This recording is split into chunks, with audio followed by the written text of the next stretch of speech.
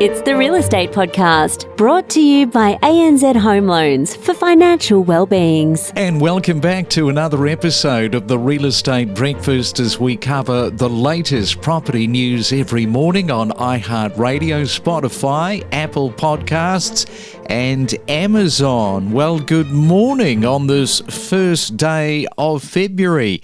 Well, that went fast, didn't it? And a question for you this morning: how much have you curbed your spending since November of last year? Now, the reason I ask that question is the recent retail sales data is showing and indicating a 2.7% fall in December, which has raised concerns about weakened consumer spending, particularly in discretionary categories.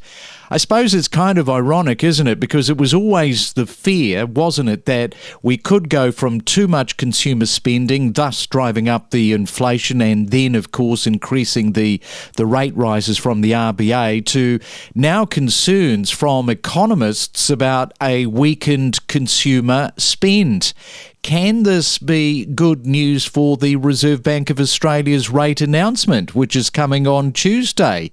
The broader economic impact of declining retail turnover, especially cafes and restaurants, is signalling a potential economic slowdown. So we will wait on Tuesday, bring you the latest news, of course, with the announcement from the Reserve Bank. Well, we are back to the time tunnel this morning with our summer series of real estate interviews.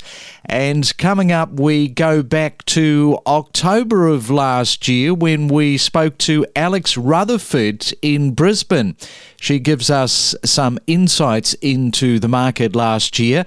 And we also find out about the Sydney suburb of Greenwich on the lower North Shore. So that is all coming up for our first day of February next. Ready to step up your property knowledge? Access powerful insights with us. You're listening to the Summer Series on the Real Estate Podcast. Yeah, it's a little gold nugget. It's a little peninsula that is next to some very well-known spots. Many people have heard of Longueville or Wollstonecraft because of the train, but it's a little finger of the peninsula that sits in between those two and a little bit unknown. My family is from there, and the whole time we've lived there for 20 years, people always go, where is that exactly? And they don't know. So it is a tightly held little spot. It is a little bit unknown. And what about Lane Cove? Just put Lane Cove into the perspective of Greenwich. Yeah, and I think Lane Cove's kind of that nearest main hub. I mean, you've obviously got Crow's Nest as well, but Lane Cove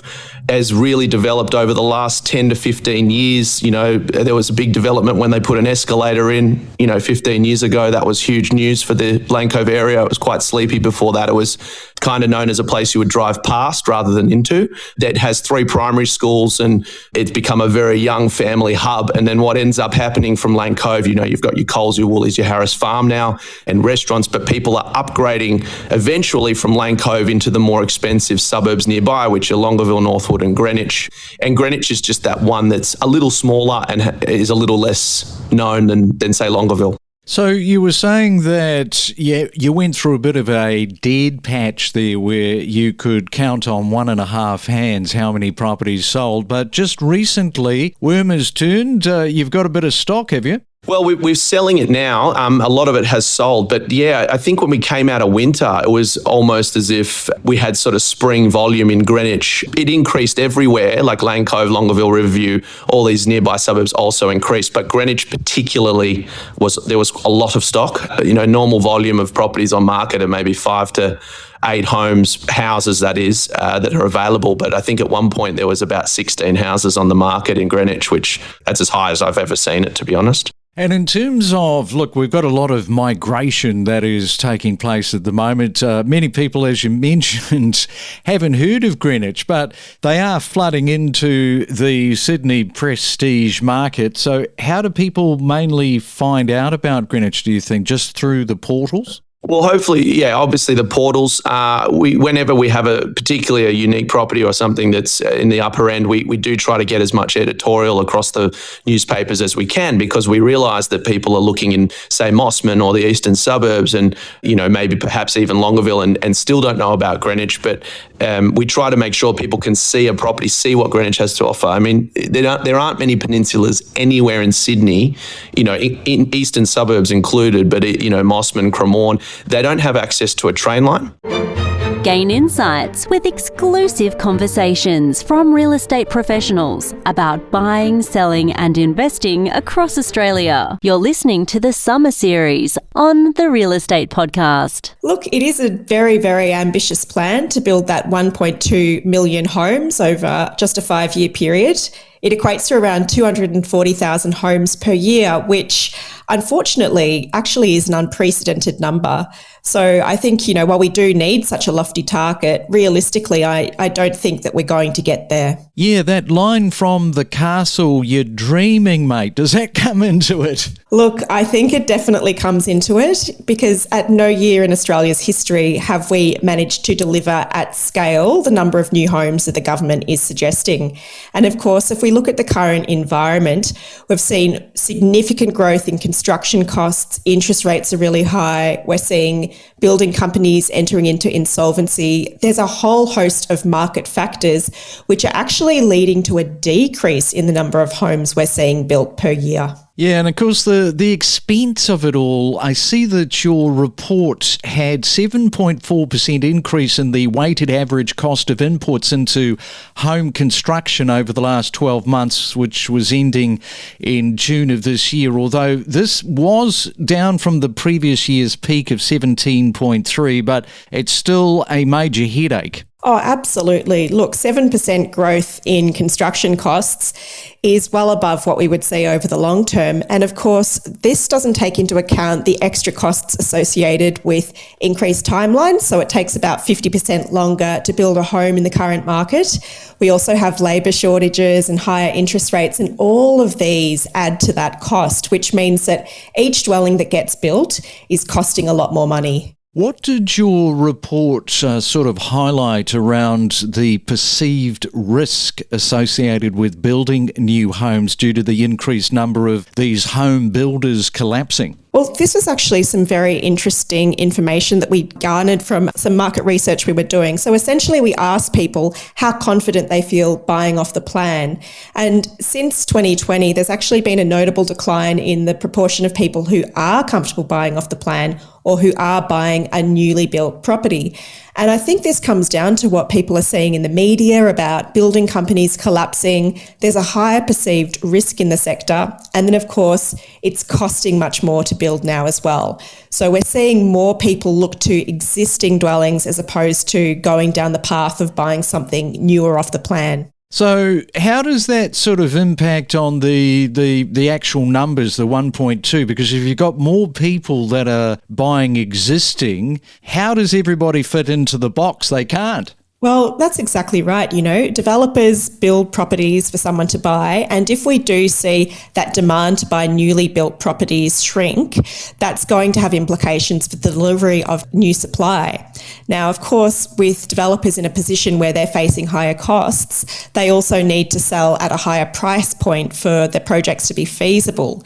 And so if you reduce the demand of people looking to buy those new properties, what that means is that for them to get off the ground, often it's more difficult because they're having to offer greater discounts to incentivize people to buy. But if they offer bigger discounts, then maybe the projects aren't feasible and they can't actually be built. Listen to in-depth discussions with industry leaders on investing options, understanding different suburbs with insider perspectives and exclusive tips. It's time to go back to the Real Estate Vault for this week's property comment. I'd have to say, I would hate to be doing this back in the old days where you had the old dial-up modem, because it was an absolute nightmare.